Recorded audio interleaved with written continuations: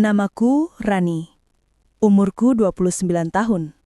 Aku tinggal di sebuah komplek perumahan kecil bareng suamiku, Fajar. Dari luar, rumah tangga kami kelihatan baik-baik aja. Orang-orang mungkin ngelihat kami sebagai pasangan yang serasi. Aku sering ikut arisan komplek, Fajar kerja di perusahaan swasta dengan posisi lumayan bagus, dan kami nggak pernah kelihatan ribut di depan orang lain. Tapi jujur, setelah 5 tahun menikah, rasa greget itu udah mulai pudar. Bukan berarti aku nggak sayang sama Fajar, tapi kayak ada sesuatu yang hilang. Fajar itu orangnya baik banget, tanggung jawab, dan nggak pernah ninggalin aku dalam keadaan susah. Dia selalu nyediain semua kebutuhan rumah, bayar cicilan, beliin aku keperluan. Bahkan, kalau aku sakit, dia yang paling panik nyari obat atau ngajak ke dokter. Tapi ya gitu, dia sibuk banget sama kerjaannya. Kadang pulang larut, kadang bahkan gak sempet ngobrol panjang. Kalaupun ada waktu, dia lebih banyak capek, langsung mandi, terus tidur. Aku ngerti, dia kerja keras buat masa depan kami. Tapi ngerti bukan berarti aku gak ngerasa kesepian. Hari-hariku lebih banyak aku isi dengan rutinitas yang gitu-gitu aja. Bangun pagi, masak sarapan, beberes rumah, kadang belanja ke pasar atau minimarket, terus sore santai di rumah sambil nunggu Fajar pulang. Sesekali ada kegiatan bareng ibu-ibu komplek, kayak pengajian atau arisan. Tapi jujur, aku bukan tipe orang yang terlalu suka kumpul lama-lama. Aku lebih nyaman di rumah. Jadi lingkaran sosialku nggak banyak. Sampai suatu hari, ada kabar kalau rumah kosong di sebelah kami akhirnya laku juga. Aku ingat, rumah itu udah lama kosong. Catnya mulai pudar, pagar sering karatan. Bahkan beberapa kali aku lihat anak-anak kecil main layangan di depannya. Jadi waktu dengar kabar ada yang mau pindah, aku lumayan penasaran. Hari itu aku lagi nyapu halaman. Tiba-tiba ada mobil pickup berhenti, bawa barang-barang kayak lemari, sofa, sama kardus-kardus gede. Aku langsung ngeh, oh, ini pasti tetangga baru. Aku berhenti sebentar, ngelap keringat di jidat, terus memperhatiin. Dari dalam mobil, keluar seorang laki-laki. Usianya kelihatan gak jauh beda dari aku. Tingginya sekitar 175 cm, badannya tegap tapi gak berlebihan. Kulitnya sawo matang, rambutnya agak cepak rapi. Wajahnya gak bisa dibilang ganteng banget, tapi punya senyum yang ramah, bikin orang nyaman. Dia langsung sigap bantuin tukang angkut barang masuk ke rumah. Aku refleks nyapa, "Halo mas, baru pindahan ya?" Dia nengok, senyum, lalu jawab, "Iya mbak, baru hari ini. Rumahnya sebelah ya?" Aku angguk sambil senyum balik. "Iya, saya Rani, tinggal sama suami di sini udah lumayan lama. Selamat datang ya." Dia kelihatan sedang disapa, lalu maju dikit sambil ngomong, "Makasih banyak Mbak Rani, saya Arman. Seneng banget akhirnya bisa pindah ke sini." Waktu itu aku masih nganggap biasa aja. Ya wajar lah, tetangga baru pasti harus kenalan. Setelah itu aku lanjut nyapu, sesekali lihat mereka beres-beres rumah. Hari-hari berikutnya, aku makin sering ketemu Arman. Dia ternyata orangnya ramah banget. Gak butuh waktu lama buat dia kenal sama warga komplek. Setiap ada orang lewat depan rumahnya, dia selalu nyapa. Kadang aku lihat dia ngobrol sama Pak RT atau ibu-ibu yang lagi jalan sore. Awalnya, aku cuma sekedar basa-basi kalau ketemu di depan rumah. "Mau ke pasar, Mas?" Atau "Lagi beres-beres ya?" Tapi, lama-lama obrolan itu jadi lebih panjang. Misalnya, waktu aku lagi kesulitan angkat galon, tiba-tiba Arman muncul. "Mbak Rani, biar saya aja. Berat loh kalau sendiri." Aku yang awalnya malu-malu akhirnya ngizinin. Dia dengan mudahnya angkat galon itu kayak nggak ada beban. Dari situ aku mikir, wah, enak juga punya tetangga yang sigap gini. Nggak berhenti di situ. Pernah juga pagarku macet, susah ditutup. Aku udah coba pakai obeng, tapi tetep nggak bisa. Arman yang lihat langsung nawarin diri. "Coba saya cek deh mbak." Dia jongkok, utak-atik sebentar, lalu dalam hitungan menit pagar itu kembali normal. Aku sampai bengong. "Loh, kok bisa cepet gitu mas?" Dia cuma ketawa. Ya, kebetulan ngerti aja. Pelan-pelan aku mulai ngerasa nyaman ngobrol sama dia. Kadang kalau sore aku lagi siram tanaman, dia keluar juga, pura-pura nyapu halaman, padahal ujung-ujungnya kami ngobrol. Topiknya macam-macam, mulai dari kerjaan, hobi, sampai hal-hal kecil kayak cuaca atau acara TV. Dan disitulah aku mulai ngerasa ada sesuatu yang aneh. Setiap kali dia senyum atau tatap aku lebih lama dari biasanya, ada getaran aneh di dalam dadaku. Perasaan itu nggak pernah aku alami lagi sejak awal nikah dulu. Rasanya kayak ada yang hidup kembali. Deg-degan, penasaran, sekaligus salah. Aku tahu ini bahaya. Aku sadar aku udah bersuami. Tapi jujur, perasaan itu muncul begitu aja, tanpa aku rencanain. Aku nggak pernah niat buat nyari perhatian orang lain. Tapi entah kenapa, kedekatan kecil dengan Arman bikin aku merasa dilihat. Fajar, dia tetap sibuk dengan dunianya. Pulang larut, sering bawa kerjaan ke rumah, kadang langsung tidur tanpa banyak ngobrol. Bahkan kalau aku cerita hal-hal kecil, dia cuma jawab singkat, "Oh gitu ya?" Atau, "Iya, nanti kita bahas." Tapi bahasan itu nggak pernah kejadian. Lama-lama, aku lelah sendiri. Suatu sore, aku duduk di teras sambil minum teh. Arman keluar rumah pakai kaos oblong dan celana pendek. Dia bawa kursi lipat, terus duduk nggak jauh dari pagar rumahku. Kami mulai ngobrol ngalor ngidul, sampai akhirnya dia nanya sesuatu yang bikin aku diam sejenak. "Mbak Rani, kalau boleh tahu, suaminya kerja di mana?" Aku jawab singkat, "Di perusahaan swasta, kerjanya lumayan sibuk." Dia angguk, lalu dengan nada hati-hati bilang, "Oh, pantas dan jarang kelihatan. Ya, saya kira Mbak di rumah sendirian." Aku cuma senyum, tapi dalam hati ada rasa gimana gitu. Obrolan itu sederhana, tapi caranya ngomong bikin aku ngerasa dia benar-benar perhatian. Aku nggak tahu apakah itu cuma sikap ramahnya dia atau ada maksud lain. Tapi yang jelas, setiap kali ngobrol sama dia, aku merasa dihargai, didengerin, dan itu sesuatu yang udah lama nggak aku dapetin dari Fajar. Malam itu, aku nggak bisa tidur. Aku kepikiran terus. Kenapa aku bisa deg-degan gini? Padahal cuma tetangga. Nggak boleh, Ran. Kamu udah menikah. Jangan bodoh. Tapi semakin aku larang, semakin aku pikirin. Hari-hari berikutnya, interaksi kami makin sering. Aku nggak bisa bilang siapa yang mulai duluan. Karena aku yang nyapa dulu, kadang dia duluan. Tapi ujung-ujungnya selalu ada obrolan. Dan aku makin sadar kalau ada sesuatu yang tumbuh. Sampai akhirnya ada satu kejadian yang benar-benar bikin aku nggak bisa nganggap semua ini biasa aja lagi. Hari itu, hujan deras banget. Fajar lembur, bilang mungkin pulang tengah malam. Aku sendirian di rumah, nonton TV sambil ngemil. Tiba-tiba, listrik mati. Gelap total. Aku panik karena jujur aku paling takut kalau mati lampu. Gak lama ada ketukan di pintu. Jantungku makin deg-degan. Aku jalan pelan ke depan, nanya dengan suara agak gemetar. "Siapa?" Dari luar, suara Arman. "Saya Mbak Rani." "Lampunya mati juga ya? Mau saya cekin?" Entah kenapa waktu itu aku langsung lega. Aku buka pintu dan di sana dia berdiri bawa senter. Basah kuyup dari hujan tapi tetap senyum. Aku manggil dia masuk sebentar biar nggak kehujanan dan dia dengan cepat ngecek MCB di ruang belakang. Dalam beberapa menit lampu nyala lagi. Aku spontan senyum lega. "Ya ampun, makasih banyak ya Mas. Kalau nggak ada Mas Arman, aku pasti udah panik sendiri." Dia ketawa kecil. "Sama-sama Mbak, nggak usah sungkan. Namanya juga tetangga." Tapi disitulah entah kenapa suasana jadi canggung. Kami berdiri berhadapan di ruang tamu dengan suara hujan deras di luar. Pandangan kami sempat bertemu lebih lama dari biasanya.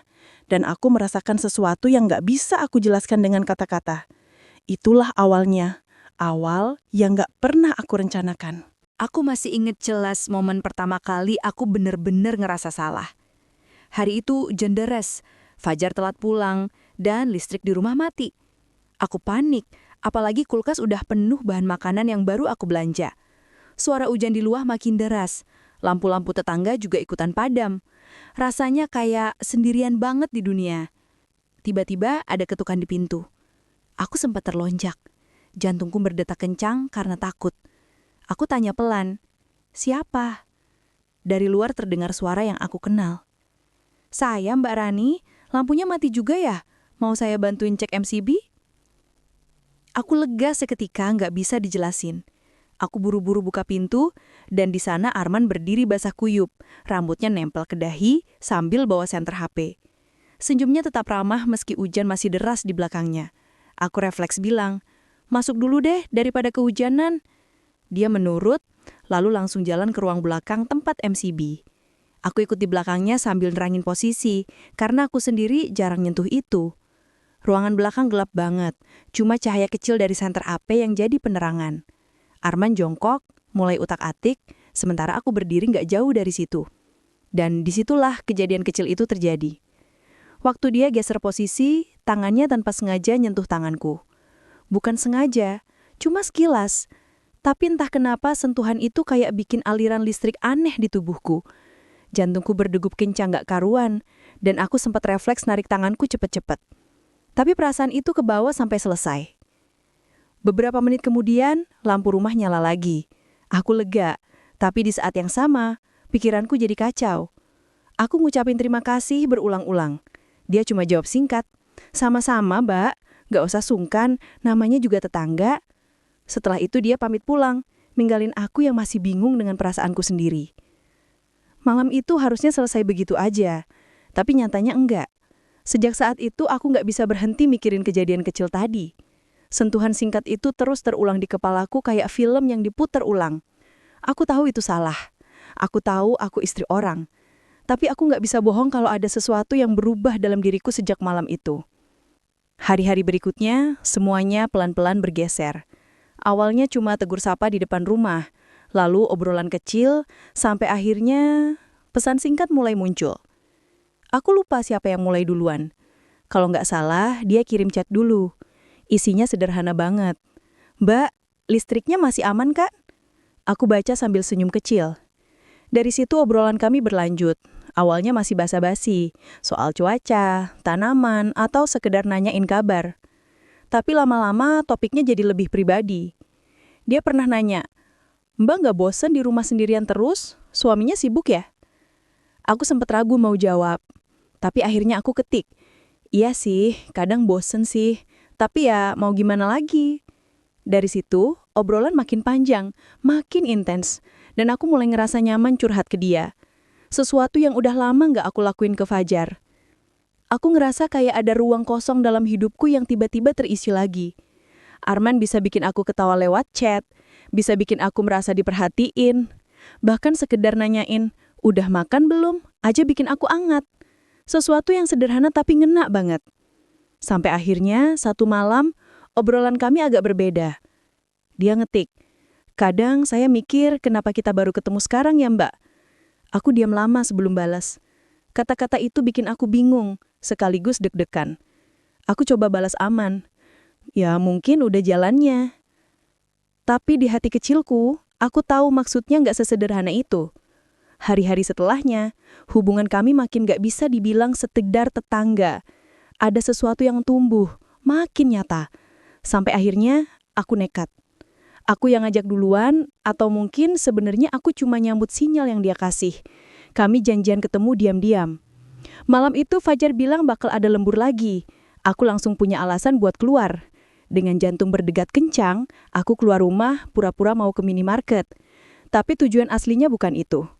Aku dan Arman sepakat ketemu di sebuah kafe kecil agak jauh dari komplek. Waktu aku nyampe, dia udah duduk duluan di pojok, pakai jaket hitam sederhana. Begitu lihat aku datang, dia senyum. Senyum yang sama kayak biasanya, tapi kali ini terasa beda. Ada sesuatu di balik senyum itu yang bikin aku sulit napas sebentar. Kami ngobrol panjang malam itu. Awalnya canggung, karena ini pertama kali ketemu di luar tanpa alasan jelas. Tapi lama-lama, obrolan ngalir. Dia nanya banyak hal, aku cerita banyak hal. Rasanya aku bisa jadi diriku sendiri di hadapannya. Nggak ada beban, nggak ada rasa dihakimi. Tapi di sela-sela obrolan itu, ada momen hening.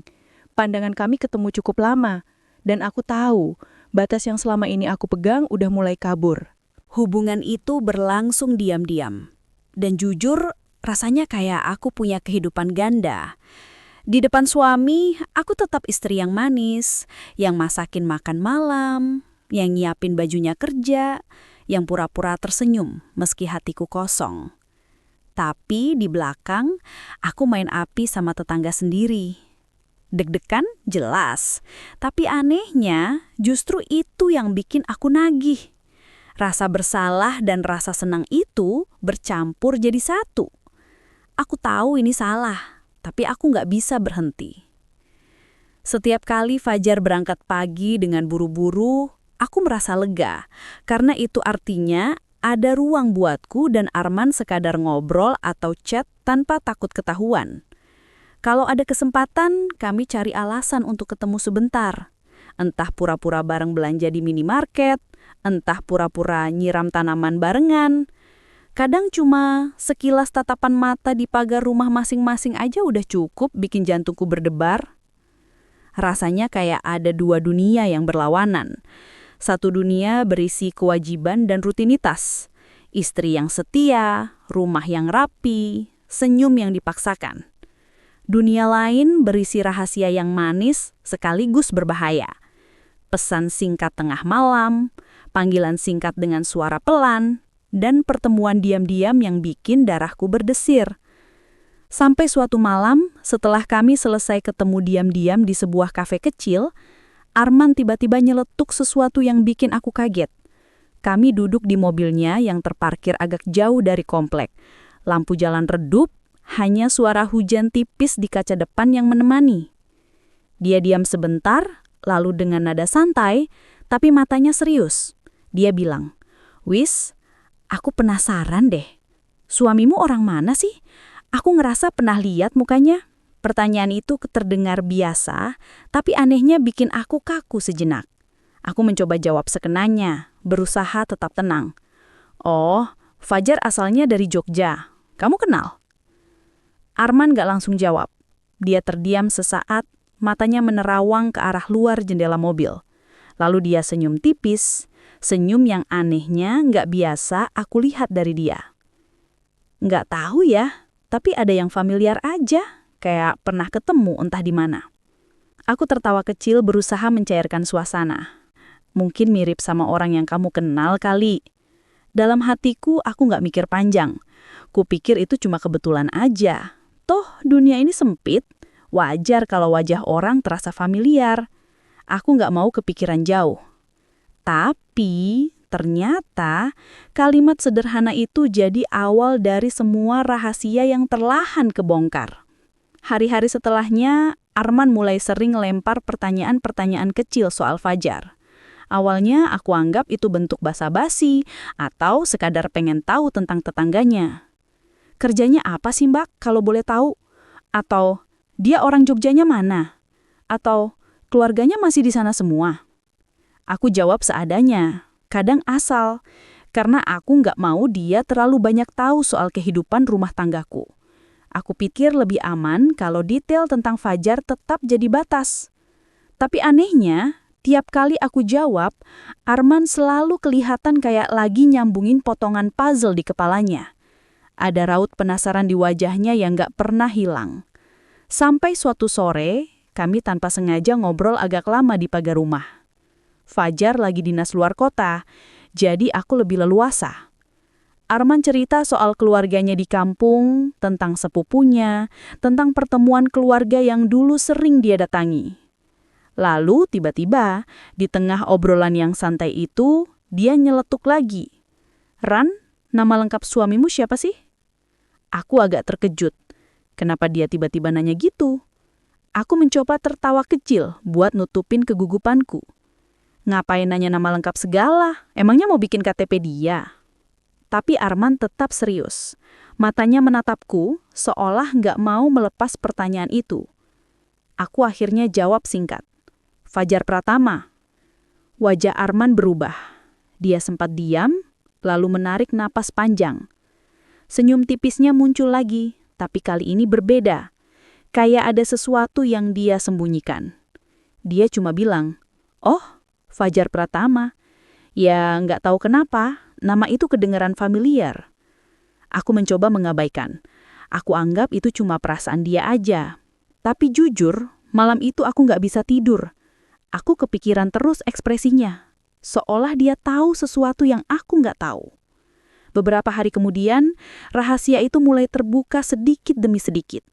Aku nggak nyangka, semua bermula dari hal kecil yang aku anggap sepele. Aku lagi duduk di teras, main HP sambil nunggu laundry antar. Arman tiba-tiba nyamperin dengan ekspresi agak serius. "Ran, boleh aku tanya jujur?" Aku angkat kepala, menatapnya sedikit heran. "Tanya apa?"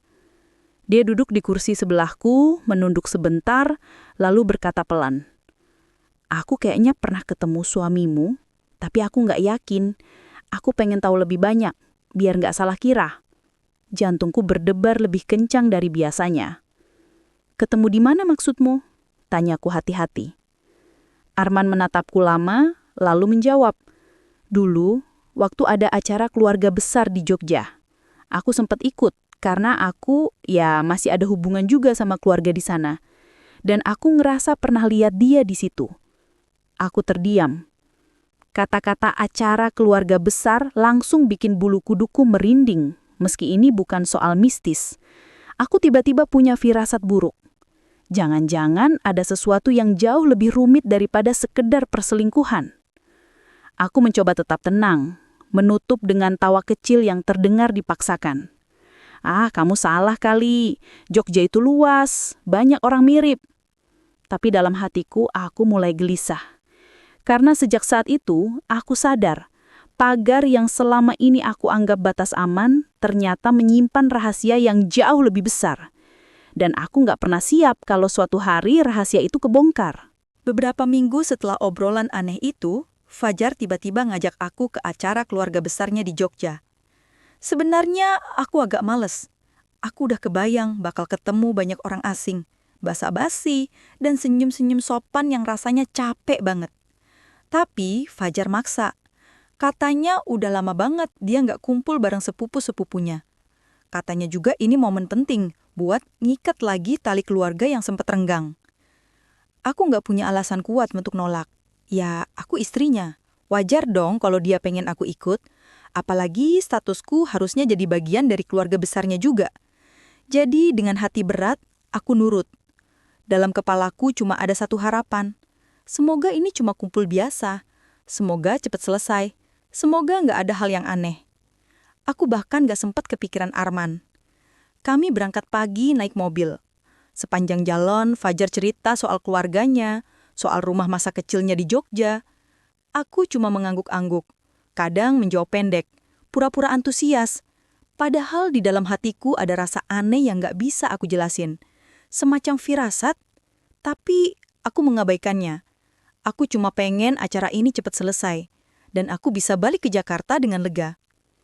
Begitu mobil masuk ke halaman rumah keluarga Fajar, aku langsung rasa atmosfernya beda. Rumah itu besar, gaya joglo klasik, banyak orang lalu lalang di dalamnya.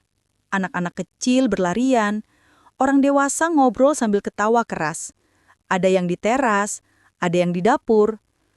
Aku menarik napas panjang, pasang senyum sopan, berusaha jadi istri yang baik di depan keluarga besar. Fajar menggandeng tanganku, masuk ke ruang tamu. Aku masih sibuk memperhatikan orang-orang yang belum kukenal, sampai pandanganku berhenti pada satu sosok. Aku kaget setengah mati.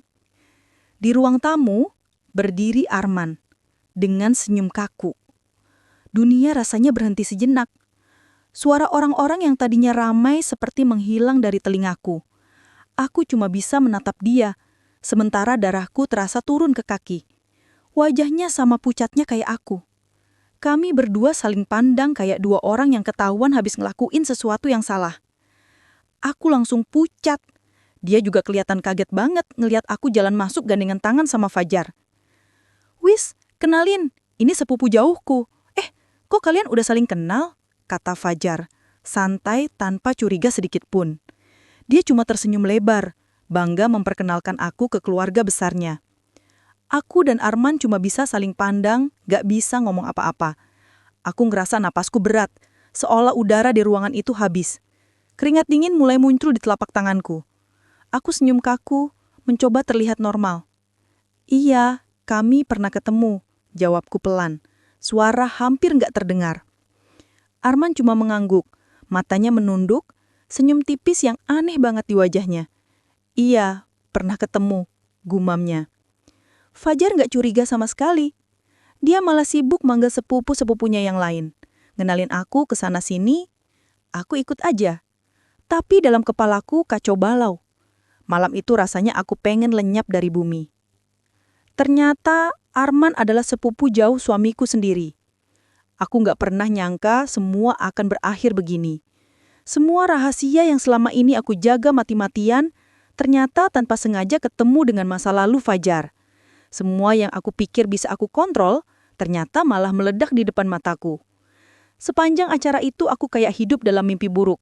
Aku duduk di antara keluarga besar, tersenyum, ngobrol basa-basi, tapi otakku nggak berhenti muter. Aku ingat semua pesan yang pernah aku kirim ke Arman. Ingat semua tatapan, semua sentuhan. Ingat semua momen yang seharusnya nggak pernah terjadi. Dan sekarang orang itu berdiri di depan suamiku, saudara jauhnya. Aku nggak berani menatap Arman terlalu lama. Kami cuma saling melirik sebentar, lalu buru-buru memalingkan wajah. Seolah kami sama-sama takut Fajar menangkap sesuatu. Tapi setiap kali mata kami bertemu, ada pesan yang nggak terucap. Pesan panik, pesan kita harus berhenti, pesan apa yang bakal kita lakuin. Waktu terasa sangat lama. Aku harap acara itu cepat selesai. Aku harap bisa kabur. Tapi Fajar kelihatan bahagia banget malam itu. Ketemu keluarga besar, ketemu sepupu-sepupunya yang katanya jarang dia lihat. Aku nggak tega mengganggu kebahagiaannya. Aku cuma bisa ikut, pura-pura tenang, padahal dalam hatiku gemetar. Setelah makan malam keluarga selesai, aku sempat keluar sebentar ke halaman, cari udara. Di sana gelap, hanya lampu taman yang redup. Aku butuh bernapas, butuh mikir. Arman tiba-tiba muncul di sampingku, sama-sama keluar cari udara. Kami berdiri agak jauh dari pintu, di sudut yang sepi. Dia menunduk, lalu berbisik pelan. "Ran, kita harus ngomong." Aku menoleh cepat. "Kamu gila ya? Kita ketahuan bisa mati berdiri di sini." Aku berusaha berbisik tapi suaraku terdengar panik. Dia mengangkat tangan, tanda minta tenang. Aku juga kaget. Aku nggak nyangka. Aku pikir kamu cuma tetangga biasa. Aku nggak tahu kalau kamu istrinya Fajar. Aku menggigit bibir menahan emosi. Dan aku juga nggak tahu kamu sepupunya dia. Aku pikir kamu cuma orang baru pindah. Aku nggak pernah merencanakan ini semua. Kami berdua diam. Suara tawa keluarga besar terdengar samar dari dalam rumah. Arman akhirnya berkata pelan, "Kita harus berhenti. Kita nggak bisa lanjut kayak gini." Aku mengangguk cepat. Mataku mulai panas. Aku tahu. Hanya itu yang bisa kami katakan. Lalu kami berdua masuk lagi ke rumah. Pura-pura nggak ada apa-apa. Malam itu aku nggak bisa tidur di kamar tamu yang disediakan keluarga Fajar. Aku menatap langit-langit kamar sambil memeluk lutut. Semua kenangan datang berloncatan. Aku ngerasa jijik sama diriku sendiri. Aku ngerasa seperti orang yang nyemplung ke jurang yang dia gali sendiri. Aku tahu. Mulai malam itu, semuanya gak bakal pernah sama lagi. Aku masih bisa ngerasain gimana rasanya malam itu. Badanku gemetar, mulutku kering, dan jantungku serasa pengen meledak. Kata-kata Fajar terus terngiang di telingaku. Aku udah tahu semuanya, Wis. Bahkan sebelum kita ke Jogja. Aku bengong. Rasanya kayak ditampar keras. Jadi, semua yang aku sembunyikan dengan susah payah selama ini, ternyata dia udah tahu. Aku ngerasa bego banget. Kayak orang yang lagi main sandiwara, padahal penontonnya udah baca skrip dari awal. Aku coba buka mulut, pengen jelasin, pengen minta maaf. Tapi gak ada suara yang keluar. Lidahku keluh. Fajar tetap duduk tenang, matanya gak marah, tapi dingin. Lebih nyakitin daripada kalau dia teriak-teriak. Arman udah ngomong duluan ke aku. Katanya lagi, suara pelan tapi nusuk. Dia nyesel, Wis. Dia bilang kamu juga kayak kebawa suasana. Dan aku sengaja bawa kamu ke sini biar kamu lihat sendiri, biar kamu ngerti. Rahasia itu nggak pernah bisa ditutup rapat. Aku nunduk, air mataku netes deras. Aku udah siap kalau dia bilang mau cerai. Aku udah siap kalau dia bilang aku istri nggak tahu diri.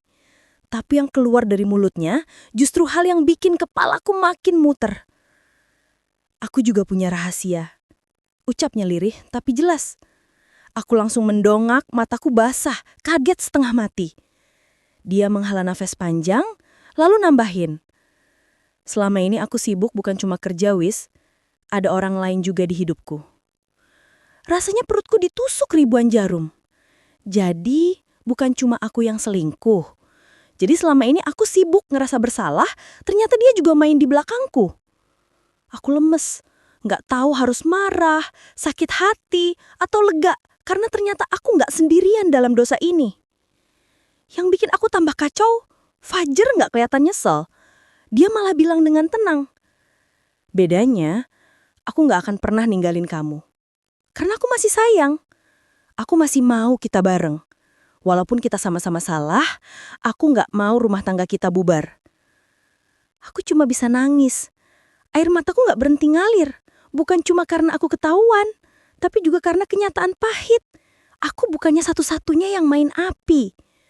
Ada rasa sakit, ada rasa lega, ada rasa bingung yang campur jadi satu. Malam itu kita nggak teriak, nggak ribut, nggak saling lempar barang kayak pasangan lain yang biasanya meledak setelah ketahuan. Justru, keheningannya yang lilit kita. Aku duduk di ujung ranjang, Fajar di sisi lain. Ada jarak di antara kami. Tapi, anehnya ada juga semacam ikatan baru. Ikatan yang aneh, pahit, tapi nyata. Kami sama-sama hancur, tapi sama-sama masih bertahan. Hari-hari setelahnya nggak pernah sama lagi. Aku masih jalanin rutinitas sebagai istri, Fajar masih jadi suami yang tanggung jawab. Dari luar, semua kelihatan normal. Tapi di dalam, hati kami udah penuh retakan. Ada luka yang kami sembunyikan. Ada rahasia yang cuma kami bertiga tahu. Aku, Fajar, dan Arman. Kadang aku mikir, apa kami gila karena tetap milih bertahan? Atau justru itu bentuk cinta yang sebenarnya? Cinta yang udah dicampur aduk sama pengkhianatan, tapi nggak bisa dilepasin begitu aja. Yang jelas, sejak malam itu, aku sadar hidupku nggak akan pernah balik kayak dulu lagi. Dan twist paling gila adalah, kami sama-sama berdosa, tapi juga sama-sama saling mengikat lebih dalam dari sebelumnya. Itu bukan akhir yang pernah aku bayangin, bukan akhir yang indah, tapi itulah kenyataannya. Rumah tangga kami nggak bubar, tapi juga nggak utuh. Kami hidup bareng dengan rahasia besar yang terus ngikutin. Rahasia yang nggak akan pernah benar-benar hilang, karena udah jadi bagian dari siapa kami sekarang. Api tamat.